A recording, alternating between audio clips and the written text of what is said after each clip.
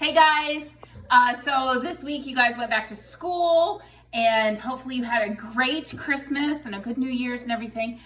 So we are going to go back to talking about Daniel and his friends. And so today's story doesn't have Daniel in it at all.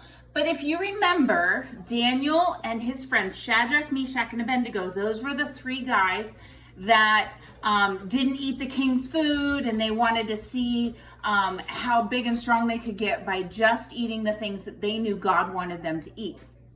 So time goes on and they're a little bit older, and they're now in separate towns. And so Shadrach, Meshach, and Abednego are in a town, and King Nebuchadnezzar, he's really full of himself. And he builds this great big tall gold statue. And he tells everybody in the town that they have to bow down and worship this statue. Well, see, our dudes, Shadrach, Meshach, and Abednego, they know that they're not allowed to do that, right? They know that there's only one God, and only one God that they are supposed to worship, and that's the true God. So what King Nebuchadnezzar does is he says that anybody that doesn't bow down, when the trumpets blast, anybody that doesn't bow down is going to get sent into a fiery furnace, okay? So they blow the trumpets, they blow the horns. And Shadrach, Meshach, and Abednego, they stay standing up, and they don't bow down to the big gold statue. This makes the king pretty mad. King Nebuchadnezzar, he gets really, really, really angry, and he says, you know what, these three guys, they're going to go in the fiery furnace and just make it hotter than ever. 7 times hotter than normal. And so that's what the guards do.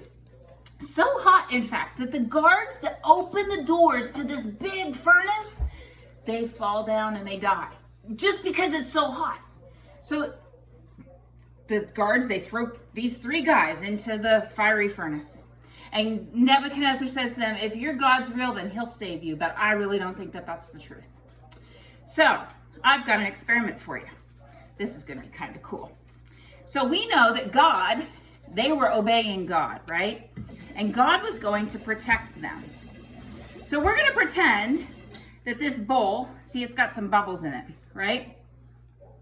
I put my hand in the water, and we're going to see what happens when God's protection takes care of us. Look at that.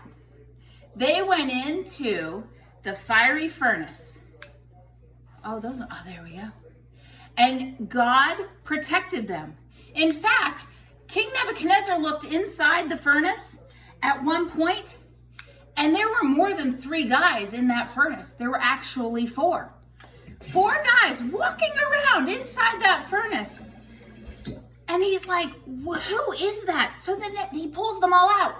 He pulls out all of the 3 guys, Shadrach, Meshach, and Abednego, get pulled out of the fiery furnace. And you know what? When you have a campfire, do you smell like smoke? My hand doesn't even smell like smoke. Just like Shadrach, Meshach, and Abednego, when they came out of that fiery furnace, they didn't smell like smoke anymore either. You couldn't even tell that they had been in there because God protected them and took care of them. And he still does that today. He still will take care of us and protect us. So don't try this at home. This is something that is not for you guys to do.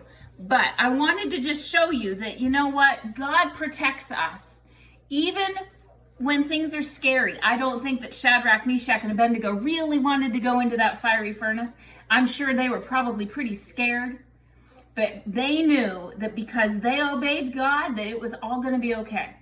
That even if they died, they were going to be with God. And they were going to be protected. And look, all that flame in my hand is just perfectly fine. All right? I hope you guys have a great day. Drop me an email or something. Let me know what you think, and I will see you guys soon.